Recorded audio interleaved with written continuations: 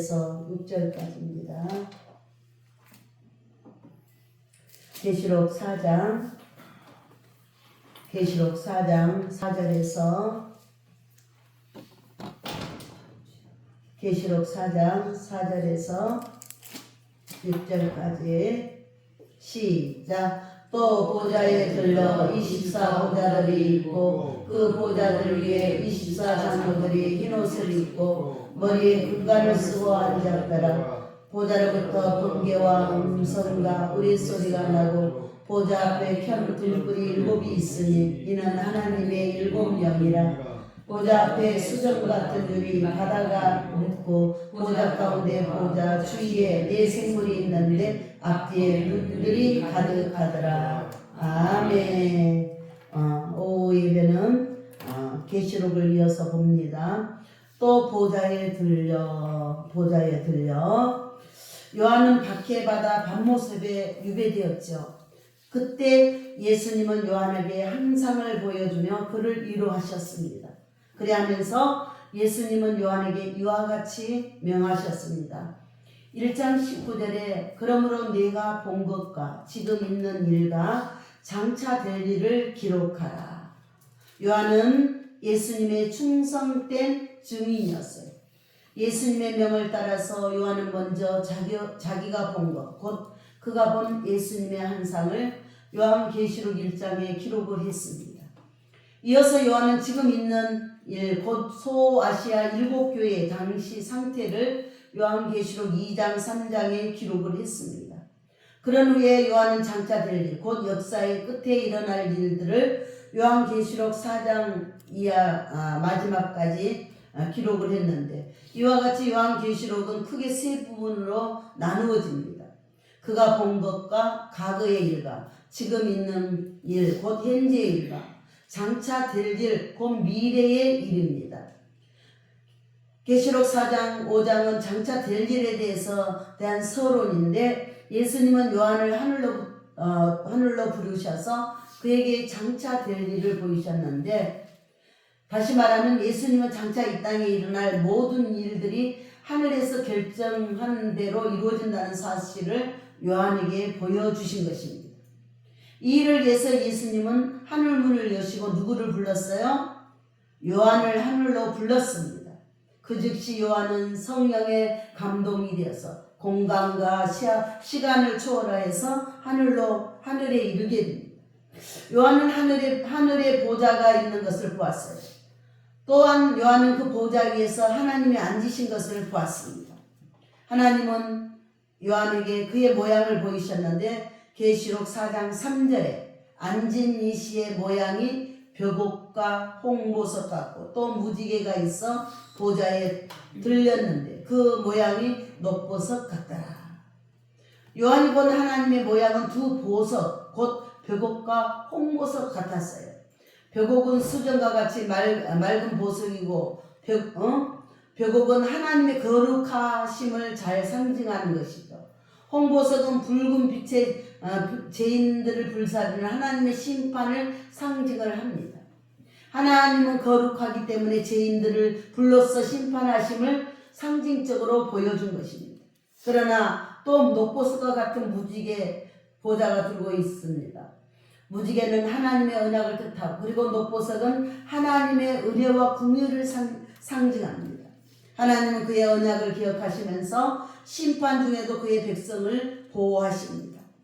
오늘 본문은 요한이 그가 본 하늘의 광경을 계속해서 기록하고 있는데 오늘 본문의 각절이 또 보좌에 들려 그래서 보좌로부터 보좌 앞에라고 시작을 합니다. 이렇듯 하늘 중심에는 뭐가 있어요? 보좌가 있습니다. 그러면 이제부터 오늘 본문을 3가지로 살펴보는데 첫 번째 또 보좌에 들려인데 계시록 4장 4절에 또 보좌에 들려 24장로들이 있고 그 보좌 위에 24장로들이 흰옷을 입고 머리에 금관을 쓰고 있더라. 오늘 본문은 또라는 접속사로 시작을 합니다. 그래서 앞절에 기록된 대로 요한은 하나님의 보좌를 두르고 있는 녹보석과 같은 모양의 무지개를 보았고 이어서 오늘 본문에서 요한은 하늘의 보좌를 두르고 있는 다른 것을 보았는데 그것은 또 보좌에 들려 누구를 봤어요? 24 보좌들이 있고 노포스과 같은 모양의 무지개만 하나님의 보좌를 두르고 있는 것이 아니었어요. 24 보좌들이 하나님의 보좌를 들고 있었는데 그리고 그 보좌들 위에 24 장로들이 앉아 있었습니다. 분명 24 보좌들은 하나님의 보좌를 바라보고 놓여 있었고 그것은 계시록 4장 10절의 말씀같이 24 보좌들 위에 앉은 24 장로들은 하나님 앞에 엎드려 하나님께 경배하며 자신들의 간을 하나님 보좌 앞에 드리고 있었기 때문에 그러니까 요한이 본 하늘의 광경은 이러한 겁니다. 맨 먼저 요한은 하늘 보좌에 놓여 있는 것을 보았는데 하늘에 있는 보좌 위에 앉으신 이가 계셨어요. 이는 하나님을 가리키고 그리고 요한이 본 하나님의 모형은 벽옥과 홍보석 같았다. 이어서 요한이 본 보좌 위에로부터 보좌를 들려 시선을 옮겼는데 먼저 노포스과 같은 모양의 무지개가 하나님의 보좌를 들고 있었고 또 하나님의 보좌의 다른 보좌보다는 다소 못한 것 분명 24 보좌들이 하늘 보좌를 들고 있었다 그랬어요. 이 이제 오늘 본문 4절 후반절의 말인데 그 보좌들 위에 누가 있었어요? 24 장로들이 흰 옷을 입고 머리에 금관을 쓰고 앉았더라. 여기에 24 장로들이 나오는데 오늘 본문은 24 보좌 위에 앉은 24 장로들이 누군가에 대해서 명확하게 밝히지는 않았어요.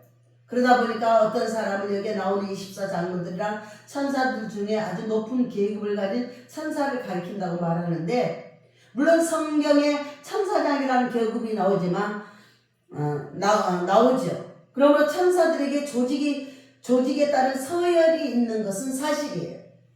그러나 하나님이 천지를 창조하실 때 모든 천사들은 한꺼번에 동시에 지음을 받았어요. 그래서 천사들은 나이를 먹은 존재가 아니고 아무리 높은 계급이 있는 천사들이라고 해서 그들에게 장로란 호칭을 붙이는 것이 적합하지 않잖아요. 더군다나 히브리 1장 14절 말씀같이 모든 천사는 뭐예요? 섬기는 영이라고 그랬어요. 모든 천사는 섬기는 영이기에 아무리 서열 높은 천사라도 머리에 금관을 쓰고 보좌 앞에 앉아 있을 수 없는 거예요. 그러므로 여기에 나오는 24 장로들이 천사로 하고 지칭할 수는 없습니다. 히브리 1장 14절 말씀같이 모든 천사들은 섬기는 영이기 때문에 모든 천사들은 섬기는 영이기에 아무리 서열 높은 천사라도 머리에 금관을 쓸 수 없기 때문에 여기는 24 장로는 오늘 본문에 24 장로들이 흰 옷을 입었다 그랬잖아요. 그래서 계시록 3장 5절에서 예수님이 사대교회에 하신 말씀을 보면 누가 흰 옷을 입는다 그랬냐면 이긴 자가 흰 옷을 입는다 그랬어요. 이긴 자가. 그러므로 24 장로들이 이 땅에서 이긴 자들에 해당을 되는 거예요. 이긴 자. 아멘. 오늘 본문을 보면 24 장로들은 머리에 무엇을 썼어요? 금관을 썼어요. 2장 10절에서 예수님은 서문화 교회에게 하신 말씀 보면 죽도록 충성하는 자에게 무엇을 준다 그랬어요? 생명의 멸류관을 준다 그랬어요. 그러므로 24 장로들은 이 땅에서 죽도록 충성하는 자에게 해당이 되는 것입니다. 이와 같이 24 보좌들을 위해 흰 옷을 입고 머리에 금관을 쓰고 앉은 24 장로들은 이 땅의 이긴 자들. 아멘. 이 땅에서 죽도록 충성한 자. 이 땅에서 이기고 이 땅에서 죽도록 충성한 자들이 고작 24 장로밖에 되지 않는다는 뜻은 아니에요. 성경의 24라는 숫자는 전체를 대표할 때 쓰이죠. 역대상 24장에 다윗은 성전에서 종사할 전체 제사장을 24 반열로 조직을 합니다. 역대상 25장에서는 다윗은 성전에서 찬송을 맡은 전체 사람들 역시 24 반열로 체계화했어요. 그러니까 24 장로들은 이 땅에서 이기고 이 땅에서 죽도록 충성한 자 모두를 대표하고 있는 거예요. 따라서 누구든지 이 땅에서 이기고 이 땅에서 죽도록 충성하면은 흰옷을 입고 머리에 금관을 쓰고 하나님 보좌에 들려있는 24 보좌에 앉게 된 줄 믿습니다. 참고로 계시록 21장 12절에 크고 높은 성곽이 있고 12문이 있는데 문에 12 천사가 있고 그 문에 이름이 있었는데 이스라엘 자손 12지파 이름이라. 새 예루살렘에 12문이 있고 그 12문의 구약시대 12지파 이름이 쓰여져 있다고 계시록 21장 12절에 말씀하고 있어요. 21장 14절 그 성곽에 12기초석이 있고 그 위에 어린 양의 12사도 12 이름이 있더라. 그래서 새 예루살렘 성곽에는 12기초석이 있고 그리고 그 기초석 위에 신약시대의 12사도 이름이 쓰여져 있는 거예요. 그래서 구약시대의 12지파 이름과 신약시대의 12사도의 이름을 합하면 얼마가 돼요? 24 이름이 되는 거예요. 아멘. 이들 24 이름도 어린 양의 생명책에 기록된 모든 이름을 대표하고 있습니다. 그러니까 구약시대와 신약시대를 막론하고 구속함을 받은 자들은 모두 새 예루살렘에 들어가게 된 줄 믿습니다. 사랑하는 성도 여러분, 장차 우리는 하늘에서 흰옷을 입을 것이고 또 머리에 금 면류관을 쓸 것입니다. 그리고는 하나님 보좌에 들려있는 24 보좌들 위에 앉을 것입니다. 그날을 바라보면서 늘 선한 싸움을 이기며 죽도록 충성하는 우리 모두가 됩시다. 둘째로 보좌로부터 4장 5절에 보좌로부터 번개와 음성과 우레소리가 나고 그러죠. 지금까지 요한이 본 하늘의 광경은 영화로웠어요. 하늘에는 보좌가 놓여있고 그 보좌에 하나님이 앉아 계시고 하나님의 모양은 벽옥과 홍보석 같았고 그리고 무지개가 그 보좌를 들고 있는데 그 모양은 녹보석과 같다 그랬는데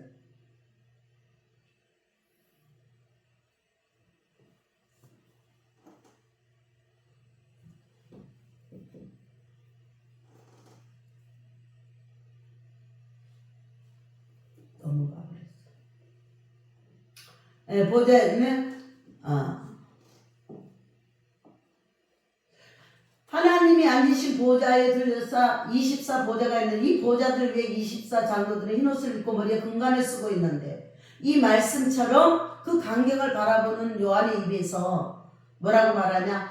보라 하고 감탄사가 터져 나옵니다. 요한은 하늘의 광경을 보좌 중심으로 지금 설명을 하고 있는데 먼저 요한은 보좌 위로부터 시작해서 그 다음 보좌에 들려있는데 시선을 옮겼고 그러더니 이제는 오늘 5절 전반부에 보좌로부터 하면서 하늘의 새로운 광경을 지금 모사하고 있는데 뭐라고 하냐면은 보좌로부터 번개와 음성과 우레소리가 나고 그랬어요. 하나님 앞에 계신 보좌로부터 번쩍인 번개와 그 뒤를 따르는 요한의 음성, 그 천지를 진동하는 우레소리가 나고 있었습니다. 이는 분명 하늘의 영화로운 장엄함을 좀 더해주는 광경이죠. 여기에 나오는 번개와 음성과 우레소리는 자연에서 일어나는 현상이 아니죠. 여러분도 들어봤겠죠. 하나님의 그 메시지, 막 우리 같은 소리 저는 들어봤습니다만은 자연 현상일 경우는 우리의 동반되는 것이 구름이나 비나 우박이 있는데 여기는 그렇지 않잖아요. 여기에 번개와 음성과 우레소리는 하나님이 그 앉으신 보좌로부터 친히 발하신 것입니다. 특별히 오늘 본문에 사용된 나고 곧 나오다의 시제가 헬라에서 온 말이는데 현재인데 하나님의 보좌로부터 번개와 음성과 우레소리가 끊임없이 계속해서 나오고 있습니다. 아무도 그것을 막을 수가 없어요. 그러니까 그 장엄함이 얼마나 대단한가를 우리가 볼 수가 있어요. 그러면 하나님 보좌로부터 나온 번개와 음성과 우레소리는 무엇을 상징하냐? 이것은 하나님의 진노를 상징합니다. 다시 말해서 장차 이 땅에 임할 하나님의 심판을 뜻하죠. 이 사실이 요한계시록 6장 이하에 나오는 하나님의 심판을 보면 분명해집니다. 요한계시록을 보면 먼저 예수님의 7인을 친 대로 7인을 차례대로 떼실 때마다 이 땅에 심판이 임하는데 그 후에 천사들이 이 7 나팔을 순서대로 불 때 또 다른 심판이 주어지고 마지막으로 천사들이 7 대접을 각각 쏟을 때 역시 이 땅에 심판이 일어납니다. 계시록 8장 우리가 계시록 8장 5절을 한번 읽어볼까요? 8장 5절 계시록 8장 5절 시작. 천사가 향로를 가지고 제단에 불을 담아다가 빠르면서 우레와 음성과 번개가 지진이 나더라. 아멘. 어린 양이신 예수님이 마지막 7째 인을 뗄 때 이 땅에 일어나게 될 광경을 지금 묘사하고 있는 거예요. 11장 19절 11장 19절 시작. 이에 하늘에 있는 하나님의 성전이 열리니 성전 안에 하나님의 언약궤가 보이며 또 번개와 음성과 우레와 지진과 큰 우박이 있더라. 이는 7째 천사가 마지막 7째 나팔을 불 때 이 땅에 일어날 광경이에요. 그리고 마지막으로 계시록 16장 17절 18절 계시록 16장 17절 18절 계시록 시작. 계시록 16장 17절 18절 시작. 시작. 7째 천사가 그 대접을 공중에 쏘매 큰 음성이 성전에서 보좌로부터 나서 이르게 되었다 하시니 번개와 음성과 우레소리가 있고 또 큰 지진이 있어 얼마나 큰지 사람이 땅에 있어 온 아래를 이같이 큰 지진이 없더라. 아멘. 7째 천사가 마지막 7 대접을 쏟을 때 역시 같은 광경이 일어났습니다. 장차 하나님은 3번에 걸쳐 연속적으로 이 땅을 심판을 내리는데 그때 각 심판의 마지막 단계는 어김없이 오늘 성경에 나온 뭐가 있어요? 번개와 음성과 우레소리가 등장을 합니다. 그러니까 요한은 장차 이 땅에 임할 하나님의 심판을 하늘에서 미리 보고 있는 거예요. 장차 하나님이 이 땅에 거하는 자들 곧 악인들을 심판할 것입니다. 그때 이 땅에는 하나님의 진노를 상징하는 뭐가? 번개와 음성과 우레소리가 들린다. 당시 요한은 박해를 받아 밤모섬에 유배 생활을 하고 있었습니다. 그러할 때 요한이 보니까 보좌로부터 번개와 음성과 우레소리가 나왔고 이는 성도들을 박해하는 자들을 심판하실 하나님의 진노였어요. 그래서 분명 요한은 큰 위로를 받았을 것입니다. 사랑하는 성도 여러분, 한란을 당할지라도 우리는 담대합시다. 공의로우신 하나님이 번개와 음성과 우레소리와 함께 의인을 박해하는 악인을 심판하시기 때문입니다. 이 사실을 생각하면서 우리 모두 예수님의 인내의 말씀을 끝까지 잘 지키기를 바랍니다. 3번째는 보좌 앞이죠. 5절을 다 같이 한번 읽어보겠습니다. 계시록 4장 5절 시작. 보좌로부터 우리와 함께 성전과 소리소리가 나고 보좌 앞에 편 7 있으니 이는 하나님의 7 영이며 6절 보좌 앞에 수정과 같은 유리바다가 있고 보좌 가운데와 보좌 중에 4샘이 있는데 앞에 눈들이 가득하더라. 아멘. 이 요한이 본 하늘의 광경은 언제나 무엇으로 중심했어요? 보좌. 오늘 보좌가 계시나 하나님이 앉아있는 보좌 중심으로 설명을 하고 있어요. 요한은 하늘의 보좌가 놓여 있음을 보았고 이에 따라 먼저 그는 보좌 위의 광경을 기록하고 그 다음에 보좌에 이어서 보좌로부터의 광경을 각기 지금 따로따로 3번에 걸쳐 설명을 하고 있습니다. 이제 요한은 보좌 앞에 이에 대한 설명이 나오고 있는데 요한은 하나님의 보좌 앞에 2가지 있음을 보여주었어요. 하나는 오반절 후 말씀처럼 편 등불 7이 있었습니다. 또 다른 하나는 6절 전반부처럼 수정 같은 유리 바다 같은 것이 있었어요. 먼저 요한은 하나님의 보좌 앞에 편 등불 7을 보았는데 헬라어 언어를 보면 여기에 말하는 등불은 신뢰를 밝히기 위해 켜놓은 작은 촛대를 뜨다하지 않는다고 합니다. 여기에 나오는 등불은 신뢰를 밝히기 위해 켜놓은 큰 횃불을 의미한대요. 실내가 아니라 실내를 밝히기 위해. 그래서 여기서 켜다라는 동사의 시제가 현재 분사라고 합니다. 그래서 계속 타오르는 것을 뜻하고 하나님의 보좌 앞에는 끊임없이 불타오르는 횃불이 7개가 있었어요. 이는 하나님의 보좌로부터 나오는 번개와 음성과 우레소리와 더불어 하늘의 장엄함을 지금 더해주고 있는 거예요. 이와 같이 성경에서 때로는 횃불이 적을 무찌르는 도구로도 사용하기도 합니다. 마찬가지로 하나님의 보좌 앞에 켠 등불 곧 횃불은 7은 악인들을 향한 하나님의 진노, 그들을 무찌르실 하나님의 심판을 상징합니다. 이는 하나님의 보좌로부터 나오는 번개와 음성과 우레소리가 하나님의 진노와 심판을 상징하는 것과 같이 일반이에요. 이어서 5절의 맨 끝에 이는 하나님의 7영이라 그랬어요. 이미 여러 차례 말씀드린 것과 같이 하나님의 7영은 뭘 가리켜요? 성령님을 가리킵니다. 아멘. 그러니까 보좌 앞에 활활 타고 있는 7 횃불은 바로 성령 하나님의 모습이에요. 성령님은 영이시니까 보이지 않습니다. 그러나 때로는 성령님이 눈에 보이는 모습으로 나타나시요. 예컨대 성령님은 세례를 받으신 예수님의 비둘기같이 임하였죠. 또한 성령님은 오순절을 맞이한 제자들에는 불의 해같이 갈라진 모습으로 임하셨습니다. 이번에는 성령님은 하나님의 보좌 앞에 활활 타오르는 7 횃불의 모습으로 자신을 요한에게 나타나셨어요. 여기에는 무슨 까닭이 있습니까? 이는 성령님이 성도들에게 이루어자이지만 성령님이 불신자들에게 소멸하는 불로 나타나심을 보여주시고 주기 위함입니다. 하나님의 보좌 앞에는 또 다른 것이 있었어요. 6절 전반절에 수정 같은 유리바다가 있죠. 보좌 앞에 수정 같은 유리바다가 있고, 우리말 성경은 바다라고 번역을 했는데 헬라어 언어에는 바다와 같은 것이 있고 그랬다고 해요. 계시록 21장 1절 말씀처럼 새하늘과 새 땅에는 바다가 다시 있지 않습니다. 그러므로 하나님의 보좌 앞에 바다와 같은 것이 있다는 말씀은 비유적인 표현이고, 그러니까 하나님의 보좌에 놓여있는 바닥에 바다와 같이 깊고도 넓은 것이 펼쳐져 있다라는 의미죠.